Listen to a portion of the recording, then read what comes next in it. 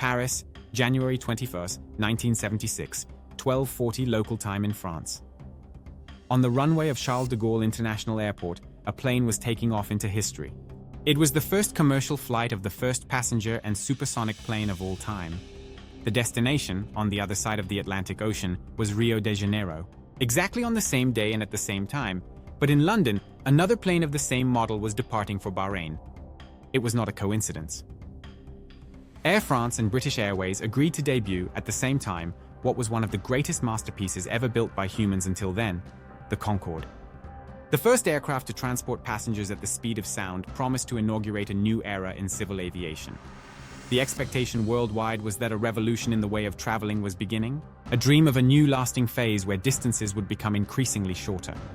Hey, Pedro here. This video you are watching was originally in Portuguese, my native language. This is the attempt of our team to translate it to English, and I sincerely hope you enjoy it. Your feedback is extremely important to us. Now, back to the video. Crossing the Earth in a matter of hours seemed like an increasingly real possibility. However, that is not what happened. Hope gave way to frustration. The Concorde lasted only a few decades and eventually went out of operation. And more than that, no other aircraft took its place. Nowadays, there is no commercial aircraft capable of traveling at supersonic speeds. The impression left is that airplanes have stopped in time. But after all, why? Why did this happen? To understand how humans managed to create an aircraft faster than sound and why it ceased to exist, we need to go back to the beginning of aviation history. The desire to fly has always permeated human imagination, and the first recorded attempt to build a flying machine happened in ancient Greece. Almost 2,500 years ago, the mathematician Archytas of Tarentum developed a prototype that he nicknamed Upombo. There aren't many details, but what is known is that it was an unmanned object, possibly powered by compressed air, which would have glided for about 200 meters. In the following century, it was the Chinese's turn to create a flying object, which you certainly still know today as a kite. The fact is that over the centuries, new creative flying objects emerged, but none of them were a good idea for transporting a human being. I wish the balloon priest knew that. Until in the 15th century, an inventor dedicated himself to creating a project capable of finally making man take off. His name was Leonardo di Ser Piero da Vinci. The Renaissance genius designed not just one, but several flying objects. He was responsible for drawing the first sketches of the helicopter, the glider, and even a contraption called an ornithopter, which is an unusual type of aircraft that flaps its wings like a bird. Unfortunately, at the time, engineering and material technology did not allow these objects to come off the paper, nor did they allow humans to leave the ground. But if today all these machines exist, we must thank Leonardo da Vinci in some way. And yes, all these machines exist.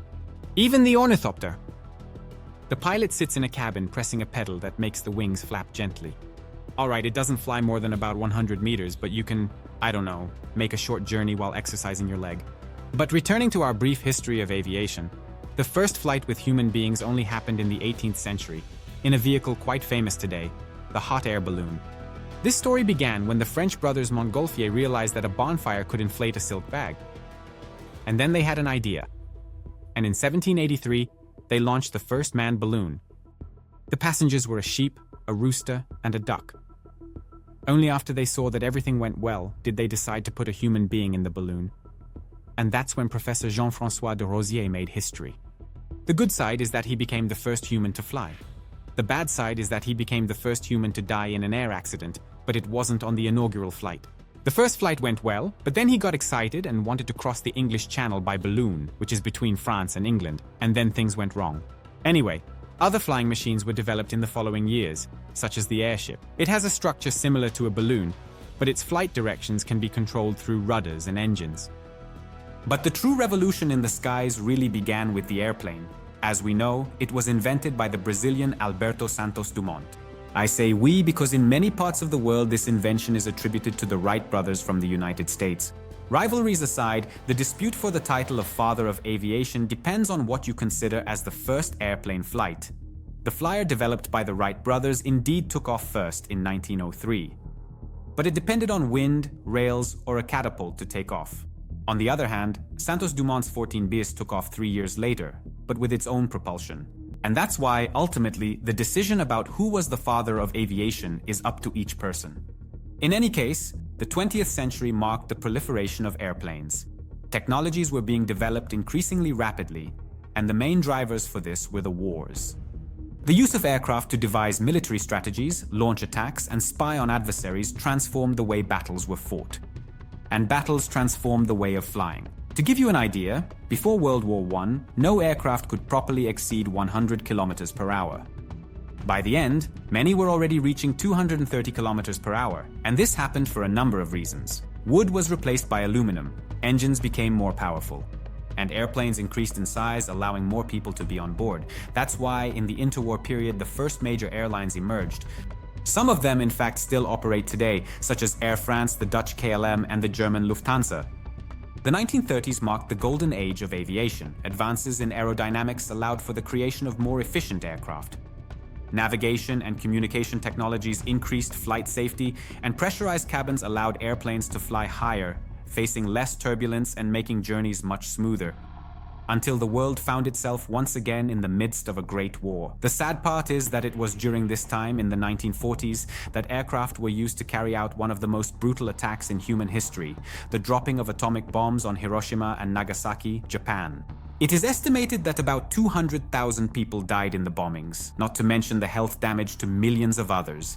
On the other hand, World War II was a period that further boosted the development of airplanes with many important innovations, such as the jet engine. In this type of engine, external air is captured, compressed, burned with fuel, and transformed into gas, which is expelled at high speed. And this technology increased the speed of aircraft to nearly 1,000 kilometers per hour.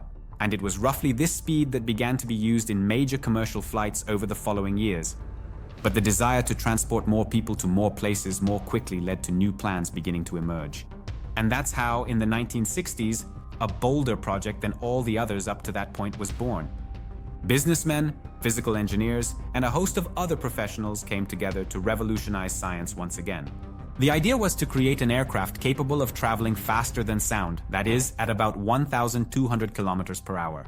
It is worth remembering that, at that time, the Cold War divided the world between the capitalist bloc, led by the United States, and the socialist bloc, headed by the Soviet Union. Both were competing for global hegemony in politics, economics, and various other aspects. Some are well known, like the space race, but what many people don't know is that they were also competing in, let's say, a supersonic race. While the Western Bloc was planning the Concorde, which I mentioned at the beginning of the video, the Soviets were also developing their supersonic aircraft project, the Tupolev Tu-144. And just like in the space race, where the Soviets achieved a series of important victories, such as the first satellite and the first human in space, in the supersonic race they also took the lead. On June 5, 1969, during a test flight, the Tupolev became the first aircraft in history to break the sound barrier. And the following year, the aircraft even doubled the goal. It reached twice the speed of sound, an impressive 2,500 kilometers per hour. But then, why does everyone still talk about the Concorde and many people don't even know the Tupolev? The Soviet plane had many problems. In fact, its history was already surrounded by controversies, with suspicions that Soviet spies had stolen Concorde's designs, which was never really proven. But the Tupolev faced some other much more serious turbulences. In 1973, before entering commercial operation, a demonstration flight ended in tragedy. The airplane disintegrated in the air, killing the 6 occupants as well as 8 other people who were on the ground. The Soviets were never completely clear about the accident investigations, but they acknowledged the need to make adaptations to the design. And because of this, during the following years, the Tupolev was used only for cargo transport. There were just over 50 flights of this type until the Tupolev finally began to transport people. But the total number of passenger flights also did not exceed 50. This was because the cost of each flight was very high. Moreover, the flights were extremely unpleasant. Passengers reported that the noise inside the aircraft was deafening and that it was barely possible to hear the person sitting next to them. And that was just one more of the Concorde's problems. In fact, 226 failures were officially recorded during a total of 181 flight hours. All of this made its operation unfeasible, and thus the project ended up being abandoned still in the 1970s. Meanwhile, its Western cousin, the Concorde, had a very different trajectory. But the fact is that traveling on this plane was a fascinating experience. I mean, I didn't have the opportunity, but those who have boarded a Concorde are sure that the memories are unforgettable. The seats were somewhat cramped, but the onboard service was truly luxurious. The menu was crafted by high-standard chefs and included dishes like lobster and caviar. The drinks were equally impressive, with vodka and champagne available for passengers. But the biggest difference was the speed. That's why the plane had a screen visible to passengers with a sort of speedometer. The number would keep rising, until at a certain point, a flight attendant would make the announcement everyone was eagerly waiting for. Welcome to the supersonic flight. And this happened at the exact moment the plane reached Mach 1, that is, the speed of sound. This number varies according to altitude and other factors such as air density. But on average, it's something like 340 meters per second, which is equivalent to about 1,200 kilometers per hour.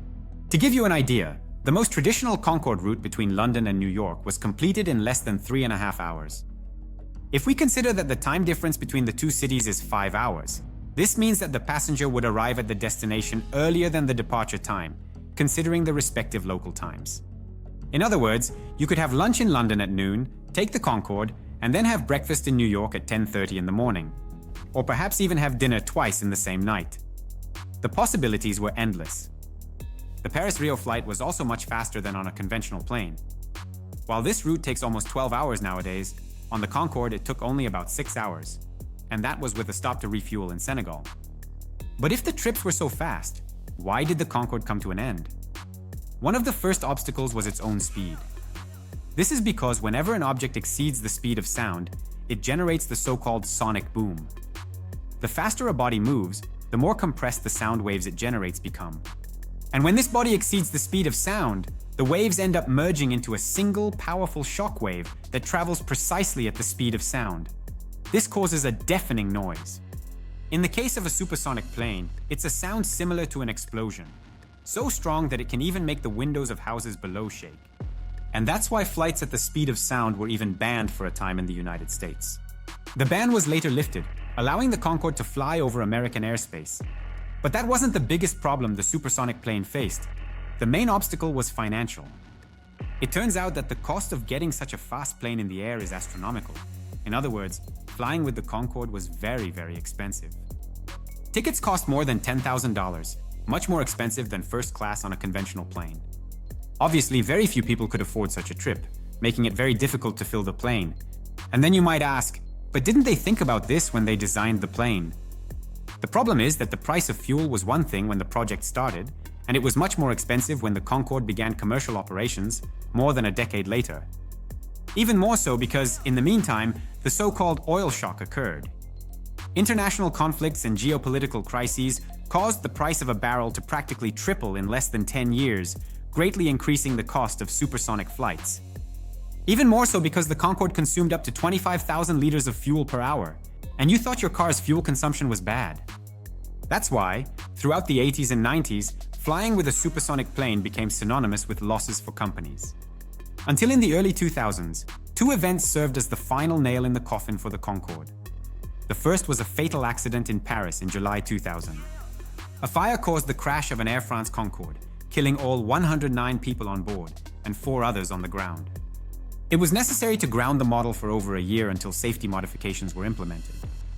The Concorde only returned to flying in November 2001, when the aviation world had already been impacted by another tragedy, September 11th. In addition to causing a global aviation crisis, the attack on the World Trade Center hindered the Concorde's operation for a surprising reason. Many of the plane's frequent passengers worked in the Twin Towers. They were business people and executives who were part of the select group financially able to use the Concorde to attend meetings in Europe. With their deaths, the demand for supersonic flights decreased. And all these factors combined ultimately led to an inevitable path. Tired of losses, British Airways and Air France decided to cease operations with this aircraft model. And then, on November 26, 2003 in England, the Concorde landed for the last time. And there ended the story of an aircraft that promised to forever change the course of air transport on the planet, but ended up lasting less than 30 years. It became more than the end of a plane. It was the end of an era in aviation. And the century that witnessed the farewell to the era of superfast planes also saw the downfall of giant airplanes. The so-called jumbos are also losing space in the skies. This is the case, for example, of the Boeing 747-400, a colossus over 70 meters long with the capacity to carry up to 660 passengers.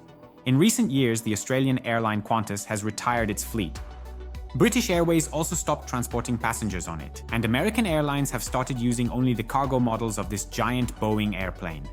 Another major aircraft manufacturer, Airbus, went through a similar process with the A380. Lufthansa returned planes to the manufacturer, and Air France also retired the model. Emirates, on the other hand, replaced part of its orders with versions that have 2 engines instead of 4. All these decisions happened for the same reason, the economic one. Giant airplanes are less efficient. They have higher fuel and maintenance costs. To operate profitably, airlines need to sell almost all the seats on most flights, which is not always an easy task. That's why companies are currently betting on smaller and cheaper planes, even if the flights take longer and have more layovers. It's no wonder that the best-selling commercial airplane in the world to date is the Boeing 737. It may not be as fast or as large as other models that have emerged in recent decades, but it remains the most used by airlines since it was created in the 1960s. This also applies to military aviation. The B-52 bomber, which was launched back in the 1950s, is expected to continue being used for several more decades, potentially reaching up to a century of use. Just like the F-16 launched 50 years ago, which is still the most sought-after fighter jet by air forces around the world. Its weight and size are ideal for quick aerial combat maneuvers. The reinforced structure, capable of withstanding up to 9 times the force of gravity, ensures the pilot's safety. The elevated seat with a large glass canopy offers a perfect view of the surroundings. And the joystick-like controller on the right side of the cockpit, combined with the fly-by-wire system, has also become established in military aviation. Moreover, the cost-benefit ratio of these models is considered unbeatable. It's not worth investing fortunes to replace aircraft that still work perfectly. It's the old saying, if it ain't broke, don't fix it. This all contributes to the feeling that airplanes have been stuck in time. But is that really true? Well, perhaps just maybe we can consider it a half-truth. After all, with everything I've presented so far, it's clear why the aviation industry chose not to continue dedicating efforts to larger or faster planes. But that doesn't mean nothing has changed in recent years. An example of this is the Eco Demonstrator, a Boeing project to test new technologies on passenger-free flights before they are fully implemented. In recent years, dozens of innovations have been tested, such as a laser system to predict turbulence, wireless sensors to reduce aircraft weight, new wing coatings to reduce ice and even insect accumulation, as well as the use of biodiesel produced from sugarcane. And these are just a few examples of the possibilities the future holds for aviation. All of this is indeed amazing, but what about supersonic flights? Is there any hope that one day we might see or even travel in planes above the speed of sound again? The answer is yes. There are plans for a new supersonic plane in the coming years. And I am referring to the Overture from the American manufacturer Boom Supersonic. It is still in the testing phase. The first flight took place in March of this year, but it has not yet reached the speed of sound. Trips to Valais are only expected to start from 2029.